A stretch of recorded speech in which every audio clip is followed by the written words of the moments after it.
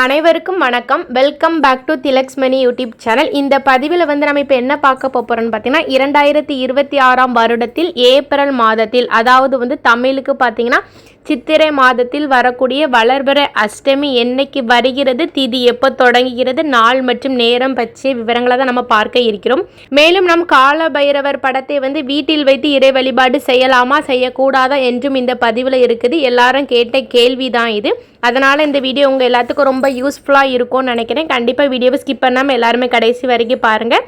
நம்மளுடைய சேனலை இப்போ தான் ஃபஸ்ட் டைம் பார்க்குறீங்கன்னா கண்டிப்பாக சப்ஸ்கிரைப் பண்ணிகிட்டே பாருங்கள். வாங்க இப்போ நம்ம வீடியோக்குள்ளே போகலாம். தமிழ் மாதத்தில் முதல் மாதமான சித்திரை மாதத்தில் வரக்கூடிய வளர்பிறை அஷ்டமி திதி எப்போ தொடங்குதுன்னு சொல்லி பார்த்துடலாமா? ஏப்ரல் 24ஆம் தேதி அதிகாலை 2:02 தொடங்கி ஏப்ரல் 25ஆம் தேதி அதிகாலை 12:11 வரைக்கும் இருக்குதுங்க.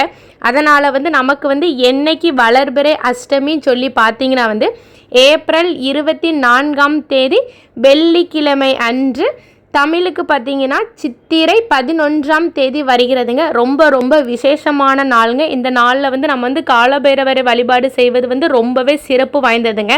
சரி, இப்போ நிறைய பேர் என்ன கேள்வி கேட்குறீங்கன்னா, காலபைரவரை வீட்டில் வைத்து இறை வழிபாடு செய்யலாமான்னு கேட்குறீங்க.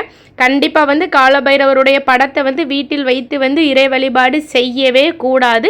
நம்ம காலபைரவர் ஆலயம் எங்கே இருக்கிறதோ அவரை தேடி செஞ்சு இறை வழிபாடு செய்வதால் நமக்கு கை நிறைய பலன்களை அள்ளி அள்ளி தருவார் என்று சொல்லப்படுகிறதுங்க. அதனால் எக்காரணத்தை கொண்டு யாரும் காலபைரவர் படத்தை வீட்டில் வைத்து பூஜை செய்யாதீர்கள். ஆலயத்திற்கு செஞ்சே தரிசனம் செய்யுங்கள். நிச்சயமாக உங்களுடைய வேண்டுதல் அத்தனையும் நிறைவேற்றி தருவாருங்க. இப்போ பார்த்தீங்கன்னா நீங்கள் தொழில் செஞ்சிட்டு இருக்கீங்க, உங்கள் தொழிலில் நல்ல லாபமே கிடைக்கலங்க அப்படின்னு நினைக்கிறவங்க கண்டிப்பாக வளர்பிறை அஷ்டமியில் காலபைரவர் வழிபாடு செய்யுங்கள். நிச்சயமாக உங்களுக்கு தொழிலில் ஒரு நல்ல லாபம் கிடைக்குங்க.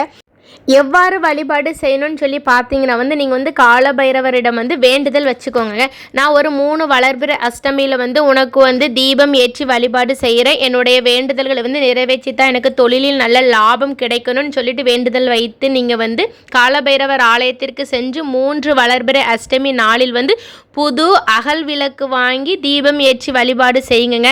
நிச்சயமாக உங்களுடைய வேண்டுதல்கள் அத்தனையும் நிறைவேறி உங்கள் தொழிலில் நல்ல லாபம் கிடைக்கும் என்று சொல்லப்படுகிறதுங்க. அதனால் எந்த ஒரு வேண்டுதல் வைத்தாலும் நம்பி இறை வழிபாடு செய்யுங்கள். நிச்சயமாக உங்களுக்கு அந்த வேண்டுதல் நிறைவேற்றி தருவார் நம்மளுடைய காலபைரவர். ஓகே நண்பர்களே, இந்த பதிவு உங்கள் எல்லாத்துக்கும் ரொம்ப பயனுள்ளதாக இருந்திருக்கும்னு நினைக்கிறேன். இந்த வீடியோ உங்களுடைய ஃப்ரெண்ட்ஸ் அண்ட் ஃபேமிலிக்கு ஷேர் பண்ணுங்கள். நம்மளுடைய சேனலை சப்ஸ்கிரைப் செய்யுங்கள். காலபைரவருடைய அருளால் உங்களுக்கு சகல சௌபாகியங்களும் கிடைக்கட்டும். அடுத்து இதே மாதிரி ஒரு நல்ல பதிவில் சந்திக்கலாம். நன்றி, வணக்கம்.